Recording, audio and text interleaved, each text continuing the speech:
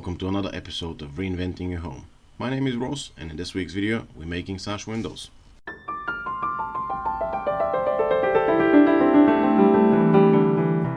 Now let me be more specific, we're not actually making sash windows, we're making sash window frames. So for this project the customer approached me, she already had the windows, she just needed somebody to make the frames. Now how did she get them like that? I have no idea, but as you can see, I'm actually building the frames. Now, if you're familiar with sash windows, you know the frames are actually more difficult to build than the windows themselves. If you're not, let me give you a quick crash course on sash windows. So sash windows are sliding up and down, and in order for them to function properly, we need to first have very tight tolerances on the frame, and second, we need to incorporate a pulley system with counterweights that are very finely balanced. So essentially, you can move the window and it should stay still in any position that you leave it in. And with that being said, let's get into building them. So as you can see, we're working with sapele here, and the first thing we need to do is mill it. So we're going through the jointer, and this is one of the things that I always talk in my videos is about getting a square edge. And you can actually see here how good of a square edge we have. So we have one face of the board flat and then one edge square. And then once we do that to all of our boards, we can run them through the planer in order for us to bring them down to their final thickness.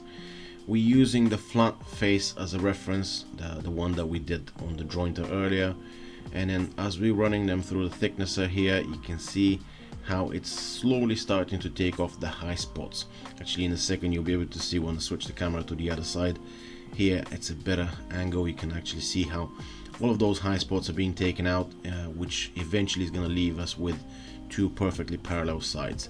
And then once this is done, we can take it down to the table saw and we can run the straight edge that we milled earlier against the rip fence, cutting the board to its final dimension. Now for this one, I'm actually saving the offcuts because I'm actually proud of that. I don't like when I have too much offcuts on a project. Sometimes there's nothing you can do about it, but for this particular one we managed to use pretty much all of the boards, and with these ones we're using those offcuts for small components. You will be able to see that in a second. And then we take them back to the thicknesser and we start slowly milling them down to slightly over 9mm. We leave a couple for decorative beads slightly bigger, but most of those would be used for our sash dividers, and I need them to be a little bit over 9mm. The reason for that is because the groove that I'm going to be routing, I'm using a 9mm router bit, so I want to have a very nice and tight fit when I put that bead inside. So for that reason, ideally I want to have it at 9.2, 9.3mm. So that's why I keep running them through the thicknesser, making some very small passes, and then constantly measuring with the caliper, just to make sure that I'm not taking huge chunks and eventually ruin them, because if I bring them down to 9mm or lower, I might end up with a loose fit, which I wouldn't be happy with. And after the last pass, we check it. At this point this was about 9.3mm, which you can see if the bloody camera focuses. It does eventually. So this is about 9.3. I'm happy with that at this stage, so I would leave them like that. And the next thing we need to do is we need to round over one edge. Now there's several different methods you can use to round over the edge. You can use a router, you can use a beading plane, or you can do what I'm doing here, just do several passes with a block plane and finish it off with sandpaper. Now for these strips, although you can use a router, I would not recommend it because they're quite thin, so it could be a sketchy cut even on a router table. It's very narrow, so instead I did it with a block plane. And then we get to create the groove for our sash dividers. Now as I've mentioned earlier, we do that with a router and a 9mm bit. And in case you're wondering where does that 9mm come from, on the two sash windows there's a spacer. Now if you were to make the sash windows yourself, you can make the spacer whatever size you want it to, but for those ones it was 9mm, and hence why we're doing it that size. One thing I like to do here is locate my pilot holes through the groove, because once I flip it over it'd be a nightmare to find them. Then we put a bead of glue and then we can bash that strip in place. It's a very nice and tight fit. Do that with a mallet, and then we can flip over the piece. Can you see how easy it is to find those pilot holes now? So all we have to do now is go over the pilot holes, countersink them, and then we can run a couple of screws. That way we don't even have to clamp it, the piece is done. Before we start assembling the frame, we have to put those two boards in a glue up. So this is going to be our windowsill, which is an integral part of the casing, and I like to stop with the frame at the moment, put this thing on the glue up, so while I'm working on the frame, this can dry on the clamps. So what we're doing here is we mark the position for some biscuits, and then we start cutting the mortises with the biscuit jointer. Now on the first one, I realized my biscuit jointer was clogged up with shavings, so I have to stop, clean it, and then get back to cutting those mortises. And then we're back in business. The reason I'm using biscuits is just for alignment. They don't really add any strength to the joint. The modern glues are very strong. Actually, most wood manufacturers would suggest that the glue joint is actually stronger than the wood, so if that breaks, it would be the wood that breaks, not the joint. But it's quite nice if you can align it, because when you're applying pressure with the clamps, they can slip up and you have to plane it down a lot. When you put a couple of biscuits, that never happens. And that being said, I did 2 rows of biscuits because I can. There's no other reason, but that was a bit too much. You could have done just with 1 row of biscuits, but I did 2. It doesn't really hurt, the fact that I did 2 rows of biscuits, but not really necessary. Anyways, once we apply the glue, we put the 2 boards together. As you can see in this instance, I had to persuade them slightly with a mallet, and then we can apply some pressure with the clamps. And now these types of glues, the manufacturers would suggest that they set in about an hour. However, I do like to leave them at least overnight, maybe in some instances maybe 24 hours. The weather was quite nice when I was doing that, so overnight was a reasonable estimate. So that's why I like to put them on the clamps here, leave that. I can work on my frames, and then tomorrow I can come back and take it off the clamps, plane it down, and continue with the work. For the time being, let's go back to the frames, and we shall return to the window sills at the later stage in the video. First thing we do here is we have to square one edge of those boards that we made earlier, and then the next thing is we have to notch that sash divider. We do that for a reason, because it's easier to do that than to try and trim it to size straight away. All of those boards at the moment are oversized and everything's being trimmed to size accordingly, so easier to notch it. Now you may notice that the boards have already been painted on the inside. That's for a reason. Sash windows are notoriously difficult to get to once they're assembled, so I was trying to paint my components before I assemble it. That way I can make sure that I don't have any unfinished edges of the timber. The next job we get to do is start installing the pulleys. So we first mark the position, and then once this is done, we have to cut the mortises, which is kind of like cutting out mortise for hinges with chisels. Now, because the parting bead has already been installed, we can't do that with a router.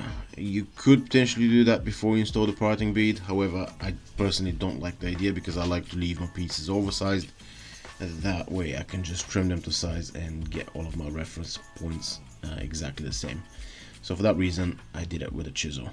Now, when it comes to going through the entire board so we can slide the pulleys, I could have just drilled several holes with my cordless drill and then come back with a chisel to square it. However, I didn't. I did the whole thing with a chisel. Really doesn't matter that much. It didn't take that much longer. Either one would have been just fine. And then as we're getting close here, once we go through, the next step is we have to offer the pulleys and then just see where it touches. In this case, I did cut it slightly tight, so I can come back and just adjust it slightly. But other than that, we're pretty much done. We just have to do 3 more of those. But with the magic of video editing, we can skip that and go straight to the next process, which is cutting the top rail. So for these kind of windows, we have to leave about a couple of millimeters of gap on each side, which means our casing needs to be about 4 to 5 millimeters wider than the width of our windows. And this is why accuracy is crucial when cutting that top rail, because this is what is actually going to determine whether or not our sash windows would function properly. So what we do here is we temporarily assemble the casings, then we can put the windows inside and take a measurement to see how much we need to trim off the bottom. I do realize this might sound a little bit confusing, but trust me, in a couple of minutes it would all make sense to you. Now, what I like to do here is when I flip it over, I've made a spacer which is exactly the same length as the top rail, and it also doubles up as my mortise guide for the windowsill, which you will see how that is being used later on in the video. However, for the time being, we're using it to temporarily assemble our casing. That way we can insert our windows and mark the position for what we need to cut off the bottom. Now, at this point you might be asking yourself, well, wouldn't it be easier to calculate these things prior and cut them to size before you assemble the casing? Theoretically speaking, yes.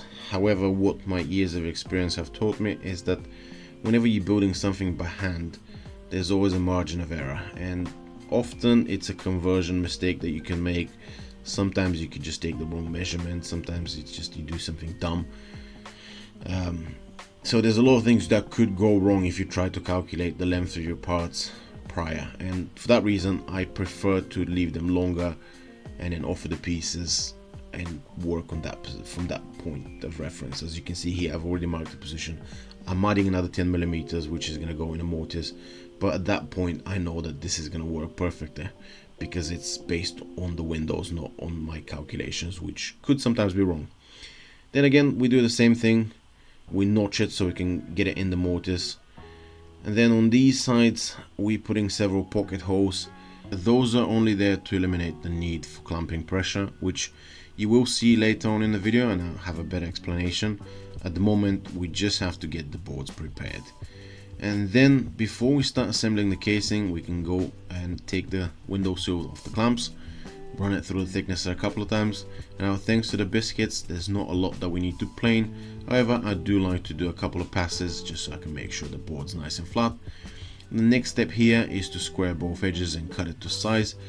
I was pushing my luck with this one, so the length of that board was very close to what I needed it to be, so I'm minimally trimming the sides here. I'm actually lucky that I didn't mess it up. And then the next step here is a very important one. So we're using a 6mm bit on the router to create what is known as a drip groove on the bottom of the windowsill. This is there to prevent any water from running from on the bottom of the windowsill and getting inside the wall. Instead, this breaks it up and then it just runs on the floor.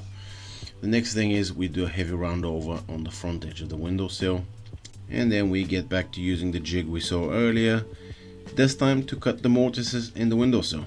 As you can see, I'm running a groove with a templating bit, then I come back to square the front edge, and then at this stage the board won't fit, which is by design. I like to leave them like that, and then I'll come back with a chisel, as you saw me mark the position, and then cutting it to the line with a chisel. I do that on all of the windows that way because I am in a bit more control. I can make sure that I can have a nice and tight fit. And also from this angle you can kind of get why we did the pocket holes earlier. So once we have the mortise done, we put some glue inside, put the board inside, and instead of clamping the whole thing together, we can just run those 4 pocket screws, and that will be it. They would act as a clamp. We don't even have to take them out. Once again, they're not carrying any weight, so really not a problem. Actually, the whole weight sits on the windowsill, so essentially they're just acting as clamps, as you can see here. At this point, we already have the casings built and we have to start working on installing the windows. The first thing I like to do here is to melt the fibers on that sash cord, because they can be quite fuzzy and difficult to work with. Then we're attaching it to the sash window and we're tying a knot so it's locked in place. One thing I like to do here is melt that knot slightly so it won't come undone at a later stage. And then we get to the fun part, which is installing the windows and balancing it. First thing we do is we put it in the frame, we run the cord through the pulleys, and at this stage we have to install the architrave. So let's go back in time and build this one, and we'll come back to this later. As you can see from this quick time lapse, this is a very simple way of building those architraves. We're just using pocket holes from the back where they won't be seen anyway, and that way we can attach all of our bits. We can run the sander, sand them, and that's it. They're pretty much done. So now we can actually go back to building the window, and that's exactly what we're doing here. Now, as I've mentioned earlier, this is what holds the window inside the frame. So at this point we have to attach the architrave before we get to work on balancing the weights. Now, when it comes to attaching the architrave to the casing, there's a couple of different methods you can use. You can use a nail gun to nail it in place. However, on this particular one I opted to use screws. The reason for that is I thought further down the line, if we need to maintain the sash weights, we can find those screws with a metal detector, take them out and take the architrave out so we can have access to the weights. I normally like to live dangerously, but this time I'm wearing safety glasses. So what you see here is the lead counterweight, and we're cutting it on the miter saw. This blade is a multi-material blade. It's designed for things like that. The reason we need to cut it is so we can balance it with the window. Now what that means is the weight of that counterweight needs to be exactly the same as the weight of the window. That way when we're sliding the window up and down, we can stop it at any position without falling or pulling up. And then the next thing is we need to attach it to the sash cord. It goes through the weight, and then we put a knot. We have to move the knot up and down to make sure that the window opens and closes properly. So we do that several times, and once this is done, I do exactly the same as earlier. I use the candle to melt the knot so we can lock it in place and make sure that this is not going to come undone at the later stage. With the window almost complete, there's a couple of things we need to do before we are done, and those are installing the hardware and putting a couple of decorative beads. As you can see here, I'm installing the sash fasteners, or as I like to call them, swivel locks. Now in a couple of seconds you'll actually get to see why I like to call them swivel locks and why I think the name I've given them is better, but I guess that's open for debate. Now this is a simple thing to install, so I won't be rambling too much about it. Instead, I will take this opportunity to tell about the cost of this project. Now the price for our customer for these windows was about £700 per window. That includes building them and delivering them on site. I also painted the old bare wood. That technically wasn't in my quote, however I thought it wouldn't hurt to have them prepared and painted. Now I know someone is going to actually finish the windows once they're installed, but again I just didn't want to deliver them on bare wood, and this is why I call it swivel lock. When it's locked, both windows are locked in place so you can open them. And the next and final step is to create those decorative beads, and what I'm using to make them is a vintage molding plane, specifically a beading plane. Now I can use a router to do that, however I thought using that original 1800s plane on that particular project is a nice touch. As we almost finished with these windows, I'd like to thank you for watching to the end. I would also appreciate if you leave me a comment letting me know what you think about the price, whether you think it's reasonable, expensive or cheap. I do appreciate your opinion on the matter. I'd also like to apologize for forgetting to take proper footage of the finished windows. So I had to download one of my Instagram stories and it's a different format.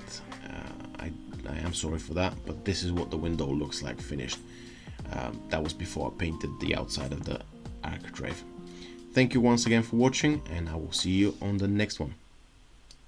Big thanks to my customer who several weeks after I've delivered the windows had remembered to take a picture and send it to me of the finished windows already installed on the building, and now I can re-upload the video with a proper ending.